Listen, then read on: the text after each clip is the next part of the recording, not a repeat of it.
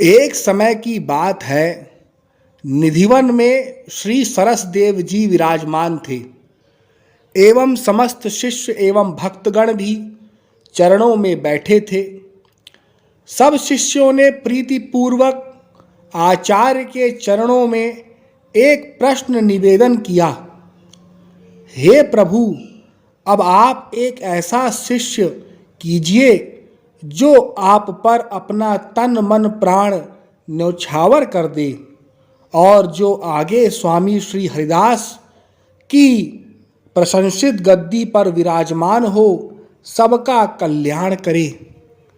स्वामी श्री सरसदेव ने संतों की मृदुवाणी को सुनकर कहा कि हे संत एवं भक्तगण, मेरी बात को ध्यानपूर्वक सुनो। बुंदेलखंड नामक देश में धसान नदी के किनारे एक गांव है जिसका नाम गूढ़ा है। इसी स्थान पर विश्वामित्र जी ने तप किया था एवं श्री हरि ने इन्हें वहां आकर दर्शन दिए थे।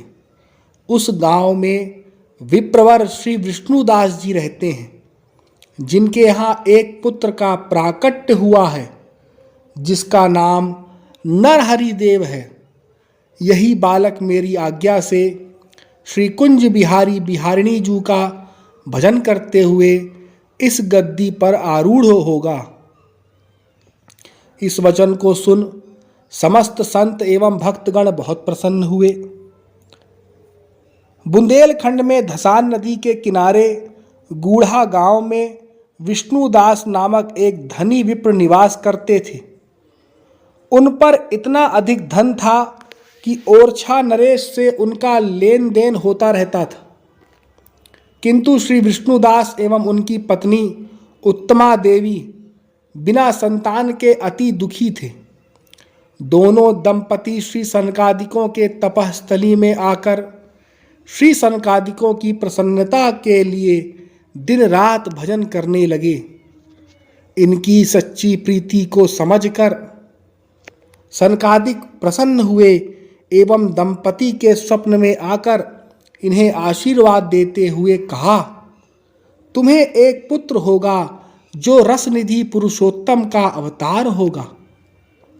जागने पर दोनों दंपति अति प्रसन्न हुए एवं अपने घर को लौट आए। एक वर्ष पश्चात उनके यहाँ ज्येष्ठ कृष्ण द्वितीया को एक अति तेजस्वी पुत्र हुआ जिसका कालांतर में नरहरिदेव नाम हुआ। श्री नरहरिदेव नित्य ही ग्रंथ पाठ करते।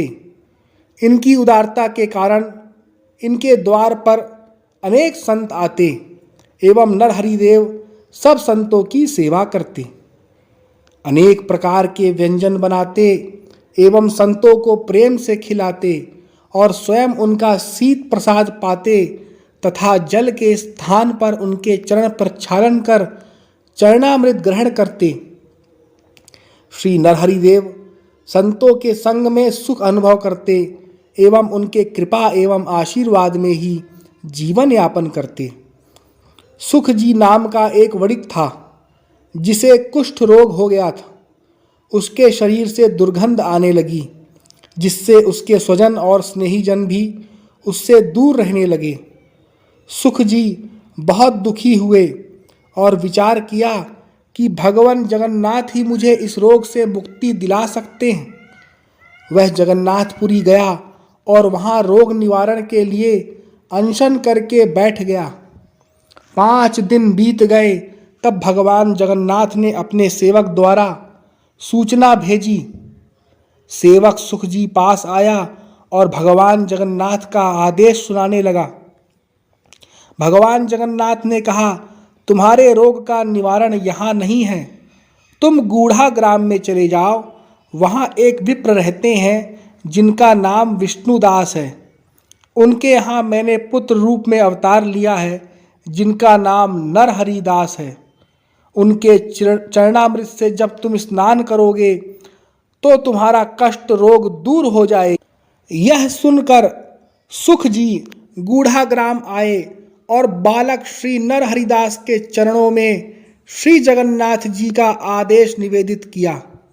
श्री नरहरिदास ने अपना चरणामृत दिया और सुखजी ने उससे स्नान किया, जिसके फल स्वरूप उसका कुष्ठ रोग दूर हो गया।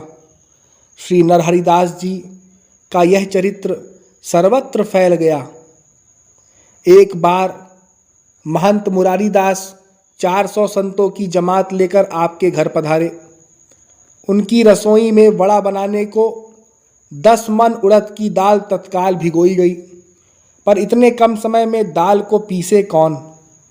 रसोई वाले बड़े असमंजस में थे कि क्या करें, किंतु श्री नरहरिदास जी को तनिक भी चिंता न थी। दाल भीग जाने पर लोगों ने देखा कि 4 संत आए, जो वास्तव में सनकादिक मुनि थे, और 4 घड़ी में ही 10 मन दाल को पीसकर अंतर्धान हो गए। श्री नरहरिदेव ने पीसी हुई दाल से दही वड़ा बनाया और जुगल किशोर को भोग लगाकर संतों को परोसा।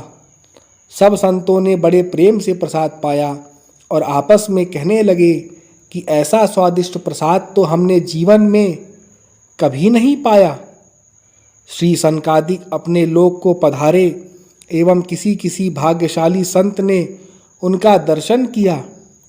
श्री नरहरिदेव के इस चरित्र को देख महंत मुरारी जी अति प्रसन्न हुए एवं नरहरिदेव को आलिंगन प्रदान किया। कहने लगे, आपके गुरु कौन हैं? श्री नरहरिदेव ने कहा, मेरे गुरु श्री सरसदेव हैं, जो वृंदावन में वास करते हैं एवं मुझे दीक्षा देने तथा अपना दास बनाने वृंदावन से चले आ रहे हैं। इस मधुर वाणी को सुनकर सभी संत आश्चर्यचकित हुए एवं वे भी श्री सरसदेव जी के दर्शनों के लिए वहीं रुक गए। 2 दिन बाद श्री सरसदेव आए। श्री नरहरिदेव को सूचना मिली कि गुरुदेव ग्राम के समीप आ गए हैं, तो 1 योजन तक दौड़ते हुए श्री गुरु के चरणों में गिरकर रज में लौटने लगे। महंत मुरारी जी भी सब संतों के संग नरहरिदेव के पीछे दौड़ते हुए श्री सरसदेव जी के चरणों में उपस्थित हुए। श्री सरसदेव ने नरहरिदेव को उठाकर हृदय से लगा लिया एवं उनके घर में पधारे। पूरे ग्राम में उत्साह होने लगा। श्री सरसदेव जी ने नरहरिदेव को दीक्षा प्रदान कर शिष्य बनाया एवं पुनः वृंदावन पधारे। कुछ समय उपरांत श्री नरहरिदेव भी घर संसार छोड़ वृंदावन आ गए एवं गुरु के चरणों में पहुँचे। श्री सरसदेव ने जब नरहरिदेव को देखा तो अति प्रसन्न हुए एवं उन्हें निधिवन की गद्दी पर विराजमान किया। आप बहुधा वृंदावन में ही रहते थे, पर कभी लोक कल्याण की भावना से बुंदेलखंड भी चले जाते थे एवं जब वृंदावन आते तब वृंदावन की सीमा पर साष्टांग प्रणाम करते, क्योंकि वे वृंदावन के प्रत्येक जीव को श्री राधा कृष्ण रूप में ही देखते थे। श्री नरहरिदेव जी संत सेवा करते हुए भी सदैव अपनी सखी रूप से दिव्य वृंदावन में श्री स्वामी हरिदास जी एवं अपने गुरु संग श्री कुंज बिहारी बिहारिणी जू को लाड़ लड़ाते। श्री नरहरिदेव नित्य ही भक्ति रस में डूबे रहते। वे जहाँ भी जाते थे अपने ठाकुर श्री गोरेलाल जी को अपने पास ही रखते। ठाकुर सेवा करना, संत सेवा करना, संतों का उच्छिष्ट पाना एवं संतों का चरणामृत लेना, इसी में अपने को सुखी एवं धन्य मानते थे।